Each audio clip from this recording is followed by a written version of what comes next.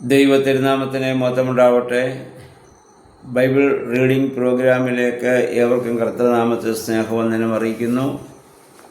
1 ശമൂവേൽ 19-ാം അധ്യായം നമ്മളിന്ന് വായിക്കുകയാണ്.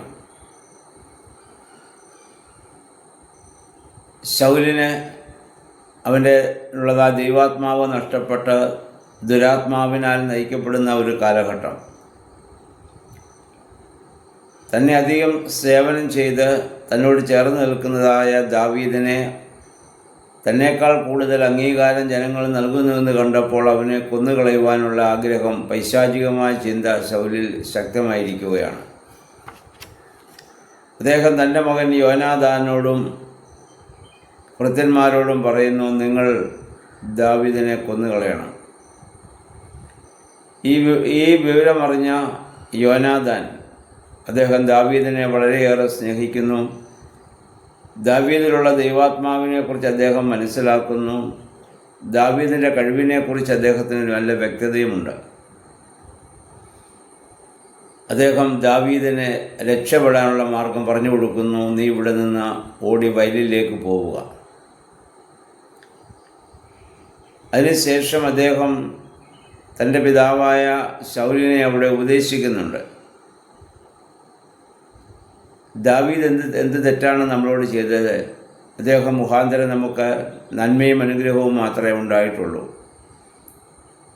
തൻ്റെ ജീവൻ പോലും പണയം വെച്ച് ഗോലിയാത്തിനെ കൊന്നുകളഞ്ഞവനാണവൻ. നമ്മളോട് ഒരു അവിശ്വസ്തതയും അവൻ കാണിച്ചിട്ടില്ല. പിന്നെ നമുക്കവനോട് വിരോധം ഉണ്ടാവേണ്ട കാര്യം എന്താണ്?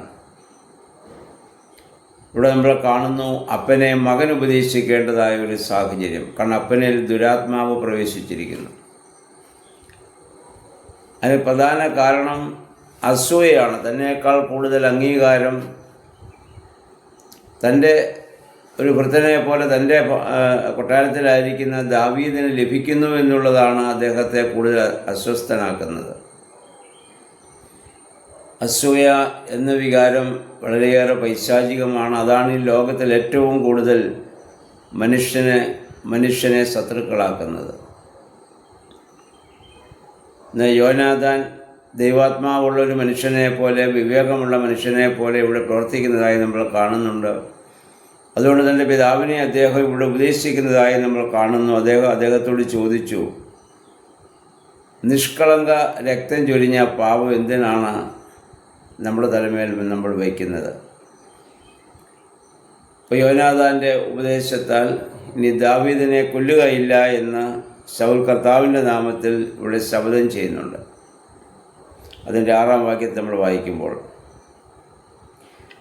7-ാം വാക്യത്തിൽ വായിക്കുന്നു, ദാവീദ് വീണ്ടും യോനാഥാൻ മുഖാന്തരം ശൗലിൻ്റെ അടുത്ത് വരികയും അദ്ദേഹത്തിന് സേവനം ചെയ്യുകയാണ്. ഇങ്ങനെയുള്ളൊരു മനുഷ്യനെ വിട്ട് ഓടിപ്പോകുവാൻ, അല്ലെങ്കിൽ ദാവീദിനറിയാം അവനിൽ ദുരാത്മാവ് വന്നിട്ടാണ് അവനിതൊക്കെ ചെയ്യുന്നതെന്ന്. അതുകൊണ്ട് ആ രാജാവിനെ വീണ്ടും സേവനം ചെയ്തു കൊടുക്കുവാനുള്ള മനോഭാവം, കഠിനാധ്വാനിയാണല്ലോ അദ്ദേഹം. അദ്ദേഹത്തിന് ശൗലിനോട് വിരോധമൊന്നുമില്ല, ആരോടും ഒരു വിരോധവുമില്ല. തന്നെ ഏൽപ്പിക്കുന്ന ജോലി ആത്മാർത്ഥതയോടും സത്യസന്ധതയോടും നീതിബോധത്തോടും പ്രവർത്തിക്കുക മാത്രമാണ് ദാവീദ് ചെയ്തുകൊണ്ടിരിക്കുന്നത്. മുൻപും അങ്ങനെയായിരുന്നു.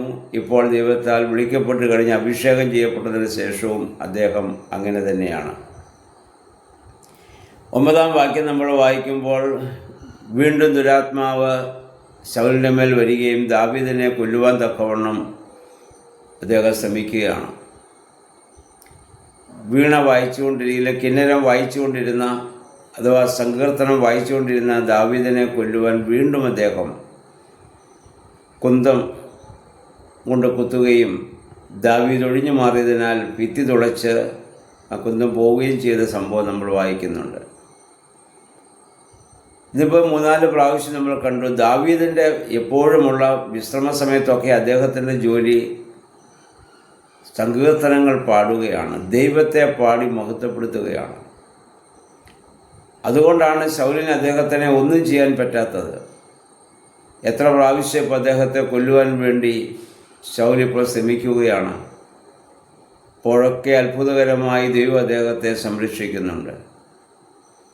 അദ്ദേഹത്തെക്കുറിച്ച് പറയുമ്പോഴൊക്കെ നമ്മൾ നിരന്തരം വായിച്ച് കേൾക്കുന്നു. അദ്ദേഹം കിന്നരം വായിക്കുന്നു എന്ന് പറഞ്ഞാൽ സങ്കീർത്തനങ്ങൾ പാടി ദൈവത്തെ സ്തുതിച്ചുകൊണ്ടിരിക്കുകയാണ്. കൊട്ടാരത്തിൽ ഒരുപാട് ഉത്തരവാദിത്തങ്ങൾ അദ്ദേഹത്തിന് ചെയ്യുവാനുണ്ട്, കഠിനാധ്വാനമുണ്ട്. പക്ഷേ ദൈവത്തെ സ്തുതിക്കുന്ന കാര്യത്തിൽ മാത്രം അദ്ദേഹത്തിന് ഒരു മടിയുമില്ല. എപ്പോഴും അദ്ദേഹം ഫ്രീ ആയിട്ട് കിട്ടുന്ന സമയത്തൊക്കെ അത് ചെയ്തുകൊണ്ടിരുന്നു. ആ സങ്കീർത്തനം വായിച്ചുകൊണ്ട് ദൈവത്തെ പാടി മഹത്വപ്പെടുത്തിക്കൊണ്ടിരുന്നത് കൊണ്ടാണ് ഇങ്ങനെയുള്ളതായ ആ ശത്രുവിൻ്റെ എല്ലാവിധ പൈശാചിക പ്രവർത്തനങ്ങളിൽ നിന്നും ദുരന്തങ്ങളിൽ നിന്നും അദ്ദേഹത്തിന് രക്ഷപ്പെടാൻ സാധിക്കുന്നത്. നമ്മുടെ ജീവിതത്തിലും ഈ സൗലിനെ പോലെയുള്ള ശത്രുക്കൾ നമുക്ക് ചുറ്റുമുണ്ട്. പിശാച് അവൻ്റെ കുന്തം കൊണ്ടുള്ള കുത്ത് കൊള്ളാതിരിക്കണമെങ്കിൽ നമ്മൾ വേദപുസ്തകം വായിക്കുകയും പ്രാർത്ഥിക്കുകയും ധ്യാനിക്കുകയും ചെയ്യുക. അപ്പോൾ ശത്രുവിന് നമ്മളെ ഒന്നും ചെയ്യാൻ സാധിക്കത്തില്ല. ദൈവത്തിൻ്റെ വലിയ സംരക്ഷണം, ആ കവചം നമുക്ക് ലഭിച്ചുകൊണ്ടിരിക്കുമെന്ന് ഈ സംഭവം നമ്മെ ഓർമ്മപ്പെടുത്തുകയാണ്. അതിനുശേഷം വീണ്ടും അങ്ങനെ ഉടമ്പടിയൊക്കെ ചെയ്തെങ്കിലും വീണ്ടും ദുരാത്മാവ് വരികയും ദാവീദിനെ കൊന്നുകളയാൻ അദ്ദേഹം ആഗ്രഹിക്കുകയും ചെയ്തു. തൻ്റെ ഭൃത്യന്മാരെ അയച്ചു. ഇതെൻ്റെ ഭാര്യയായ മീഖൾ അറിഞ്ഞു. മീഖൾ ദാവീദിനോട് പറഞ്ഞു, നീ ഇവിടെ നിന്ന് ഓടി രക്ഷപ്പെടുക. അപ്പം വാതിൽ കാവലൊക്കെ മറ്റാളുകളൊക്കെ നിൽക്കുന്നത് കൊണ്ട്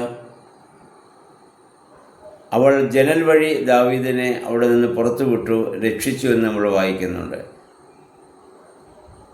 ഇതുപോലെ തന്നെ പുതിയ നിയമത്തിൽ അപ്പോസ്തലനായ പൗലോസ് ശ്ലീഹായും മതിൽ വഴി രക്ഷപ്പെട്ട സംഭവം നമ്മൾ വായിക്കുന്നുണ്ട്. ദൈവം അങ്ങനെയുള്ളവർക്ക് അതിനു വേണ്ടിയുള്ള വഴി ഒരുക്കി കൊടുക്കും എന്നുള്ളതാണ് സത്യം. അതിനുശേഷം മീഖൾ തൻ്റെ ദാവീദിൻ്റെ കിടക്കയിൽ ഒരു പാവ കൊണ്ടുവന്ന് മനുഷ്യനെ പോലെ കിടത്തി ആട്ടുരോമം കൊണ്ടുള്ളതായ ഒരു തലയണയും വെച്ച് കൊടുത്തു. എന്നിട്ട് ബെഡ്ഷീറ്റ് കൊണ്ടത് മൂടി. ആളുകൾ അകത്ത് വന്നപ്പോൾ കാണുന്നത് അതാണ്. ശൗൽ പറഞ്ഞു, അവനെ കിടക്കയോടെ കൊണ്ടുവരിക. അവർ നോക്കിയപ്പോൾ ഈ പാവയാണ് കണ്ടത്. എന്തുകൊണ്ടാണ് നീ ഇങ്ങനെ ചെയ്തതെന്ന് മീഖലിനോട് ചോദിച്ചപ്പോൾ അവൾ രക്ഷപ്പെടാൻ വേണ്ടി ഒരു കള്ളം പറയുന്നുണ്ട്.